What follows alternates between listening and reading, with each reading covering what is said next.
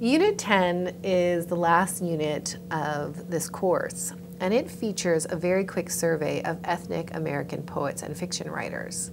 The poets include Michael S. Harper, Yusef Kamanaka, Rita Dove. These are all African American poets. And we also look at Alberto Rios, whose poems are inflected with the storytelling traditions of his Mexican-born father and mother, who was born in England. The poems are followed by short fiction by Native American writers Leslie Marmon Silko and Sherman Alexie. And the unit ends with stories by Jhumpa Lahiri and Junot Diaz. The theme of identity connects all of these stories and poems, as does the attempt by the writers to energize American literary traditions with new forms and cultural traditions. The poems by Michael S. Harper show considerable experimentation in their use of musical traditions and forms from African American culture. Dear John, Dear Coltrane, and Bird Lives, Charlie Parker and St. Louis, invoke important jazz musicians. In the first, Harper seems to be sampling from Coltrane's iconic A Love Supreme. Think about the effect of Harper's incorporation of the phrase into his poem. Is Harper borrowing, stealing, transforming the phrase? These jazz poems also interrogate the purpose of art. Harper never disconnects art from the historical and social context. He touches upon drug addiction, violence, poverty, and racism in these poems. American history, for example, features the Middle Passage, which resulted in the death of 6,000 enslaved Africans, and the 16th Street Baptist Church bombing in Birmingham, Alabama, all in less than 12 lines. And yet, he suggests the transcendence associated with music. In the middle of Dear John, Dear Coltrane, Harper interrupts a list of Coltrane's struggles with a call and response that embodies resistance and joy. Why you so black? 'Cause I am. Why you so funky? 'Cause I am. Why you so black? 'Cause I am. Why you so sweet? 'Cause I am. Why you so black? 'Cause I am. A love supreme, a love supreme. Like American history and Martin's blues, Nightmare Begins' responsibility is about suffering. The first two describe moments of public sorrow and the second, private grief. Notice the difference in the ways Harper approaches public and private suffering. American history and Martin's blues are much more accessible and shorter poems. They both encapsulate a lesson as a way to give meaning to loss. Making meaning seems much more difficult in Nightmare Begins' responsibility, which touches upon a personal experience, the experience of watching his two sons die at a young age. Harper's use of enjambment and run-together words in italics in this later poem suggests the frenzied atmosphere of the neonatal ICU and the rush toward death. Think about why Harper conveys the distrust between the medical establishment and African Americans, even as he ends with an acknowledgement of, quote, the white doctor who breathed for him all night. The acknowledgement of good care combined with painful experience does not lead him to disengage. Instead, pain and grief leads to a complicated response of responsibility on his part, which the speaker invites others to accept. The selected poems by Yusef Kamanaka, Rita Dove, and Alberto Rios all also interweave personal and public memory as well as suffering and healing. Writing about the Vietnam War Memorial presents unique challenges to Kamanaka in facing it. For him, he has to confront his personal past while acknowledging the loss and trauma experienced by others during the war. In other words, he has to write the personal in a way that does not deny the experiences of others. Look for the ways that the poem balances the confessional mode with one that is more impersonal. The speaker also must deal with a flood of emotions that he tries to control, a control that is mirrored in the short phrases and heavy punctuation of the poem's first 4 lines. He tries not to look, but sees himself in the memorial. Rita Dove's Rosa offers us a snapshot-like look at Rosa Parks. There's accumulation of small details, short lines and small stanzas, to convey a representation of Parks as humble, modest, unassuming, even small. Dove uses words like trim and sensible. And yet, Rosa's actions changed history, as we all know. Dove signals the importance of Rosa Parks with the first word of the poem, how. It isn't what she did, but how she did it that is important. The word how also suggests a passionate response on the speaker's part, in contrast with the detachment with which she delivers the physical details of Rosa Parks. Alberto Rios's Seniors also provides an example of remembering and understanding the importance of the past. He conveys the sense of camaraderie and exuberance of coming of age. We see an impulse toward storytelling in his attempt to derive meaning from his memory of his first kiss. But it is a moment that has been blurred and changed by many years. He can't even be sure that it actually happened, and he writes, "The true circumstance, because it is gone, the true circumstances about us all then are gone." The poem, however, doesn't end on a negative note. Rios moves from memories about high school to the present, to what he calls, and I'm going to read part of the poem, always now, in a truck, here in a truck, the moment again to dream of making love and sweat, this time to a woman, or even to all of them, in some allowable way, to those boys then who couldn't cry, to the girls before they were women, to friends, me on my back, the sky over me, pressing its simple weight into her body, on me, into the bodies of them all, on me. By remembering, he transcends his particular moment, but at the same time, he infuses his past with more meaning than he was aware of at the time. From these poems, we'll turn to fiction, first to discuss two well-known Native American writers, Leslie Marmon Silko, who is Laguno Pueblo, and Sherman Alexie, who is Coeur d'Alene, Spokane, Colville, and Flathead. One standard way to relegate Native Americans to secondary status is to confine them to a realm of nostalgia, to regard them as people of the past, people who have lost their culture and tradition. Another strategy is to represent them as people static and apart, untouched by or essentially oblivious to the action that rocks the world of everyone else. Silko and Alexie resist both inclinations. Their stories are not Last of the Mohicans, nor are their characters untouched by cultural encroachment, which is often violent and illegal. Early in Lullaby, Aya turns her thoughts from her dead son to thoughts about art or craft. She thinks, quote, about the weaving and the way her mother had done it. Art for Aya defends against sorrow, and for Silko also, who weaves the loss of Pueblo culture into Aya's lullaby at the end of the story. And the words from the lullaby are, we are together always. There never was a time when this was not so. And yet the story clearly demonstrates that the material reality has not held true to this promise. Aya's family has been separated, her children taken away against her will. The loss of her children also affects her relationship with her husband, Chato, and Chato turns to alcohol to numb himself against despair. So Silko is not unaware of historical loss, even as she presents Native American culture, traditional Native American culture. But at the same time, she creates a character who never seems to waver in her sense of cultural identity. When she follows Chato's example of assimilation by signing her name on a contract, she loses her children. Also notice that Aya does not drink. Her experience makes the men afraid of her, and they look at her like she was a spider crawling slowly across the room. Now that may sound negative, but Spider is a positive figure in the stories of Native Americans from the Southwest.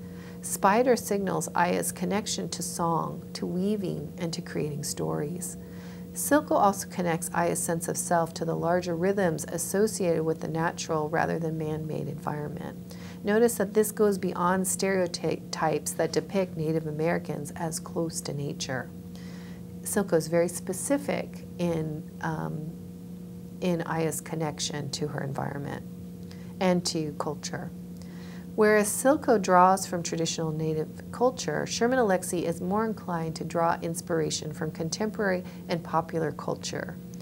He's even cited the Brady Bunch as one of his inspirations. His characters rove far beyond sweat lodges and reservations. In This Is What It Means to Say Phoenix, Arizona, he presents a very modern and contemporary Native Americans. This story has been adapted into film called Smoke Signals, which came out in 1998, so it's been a while. But if you get the chance, I highly recommend watching it. This story has a complex relationship with Native American tradition. The one character who respects and honors tradition is Thomas Builds the Fire, and he often comes across as comic relief at best and an annoyance to the other characters at worst. What statement is Alexie making by giving powers of prophecy and storytelling to such an annoying character? And how does Alexie's choice force us to think about assumptions about what it means to be Native American in contemporary society? The story makes frequent use of flashbacks to establish the relationships between the two main characters, Thomas Builds the Fire and Victor Joseph. Think about how the flashback helps to develop themes of family, friendship, and community identity. The more recent story that you read by Alexie is What You Pawn, I Will Redeem, and it was published in 2003 in The New Yorker. Like the earlier story, this one depicts a quest in which Jackson, yes, that's his name, Jackson takes a journey to reclaim his grandmother's powwow regalia, presumably stolen. Along the way, Jackson contends with issues that have plagued Native American communities: alcoholism, poverty, isolation, violence, and homelessness. But while acknowledging these negative elements, Alexie also conveys a spirit of community that resists images of stoic and lone Indians. And this isn't just a community of Native Americans. It includes members of all that represent many ethnicities. As you review this story, think about other ways Alexie subverts our expectations. For example, the initial task to earn $999 is really a distraction. Readers who focus on monetary gain may miss the value of the experiences Jackson has. The last two stories in the Norton anthology are Jhumpa Lahiri's Sexy and Junot Diaz's Drown. These are the focus of the second half of Unit 10. We've come a long way from writers of color featured at the beginning of the semester, those who saw it as their responsibility to introduce minority cultures to mainstream American audiences. The stories of Diaz and Lahiri don't necessarily center on ethnic identity. Rather, the main point of these stories isn't to explain Dominican American or Bengali American culture. Ethnicity and race are features of the short works, but only because they are features of the characters' lives and identities. But it isn't the main point of the stories. These stories, however, like earlier works we have read, do model for us alternative modes of interpreting, understanding, and interacting with the world that resists binary thinking. Our interpretations of them involve reading against and beyond the literal and obvious. They must also take into account multiple perspectives. These are qualities inherent in multicultural and cross-cultural communication and understanding. So it's not just content that we're learning from these stories. We're also learning ways of reading. Jhumpa Lahiri's Sexy, like postmodern stories, refuses to end with a grand gesture. But like Raymond Carver's story, it does end with an epiphany of sorts and some closure. Critics have noted that the power of Lahiri's stories arises more from key images than from plot. Small but powerful gestures speak volumes. For example, the dress that Miranda buys because she thinks it is the sort of clothing a mistress should wear does not stay on its hanger. This suggests that something is wrong with adultery. But this is a lesson Miranda will take time in learning. There's irony in this story as well. Miranda hears her Indian friend Laxmi describe the pain her cousin feels because the cousin's husband is having an affair. Yet Miranda doesn't seem to recognize that she could be causing the same kind of pain to her married boyfriend's family. In another irony, she acts selfishly and blindly in having the affair, yet she finds her horizons expanded by her explorations of her lover's Indian culture. We might also think about the title of this collection, The Interpreter of Maladies. It's a metaphor for what Lahiri is performing for us as a novelist. She interprets the maladies of her characters.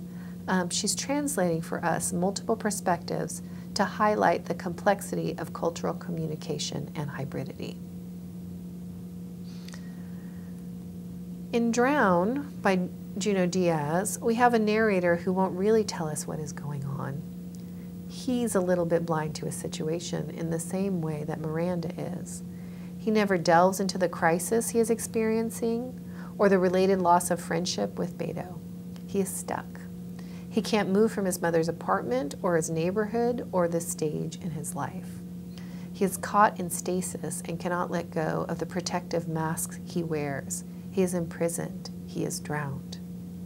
You might notice the influence of postmodernism in this story. The overall meaning of this story is not obvious. The narrator isn't even going to tell us.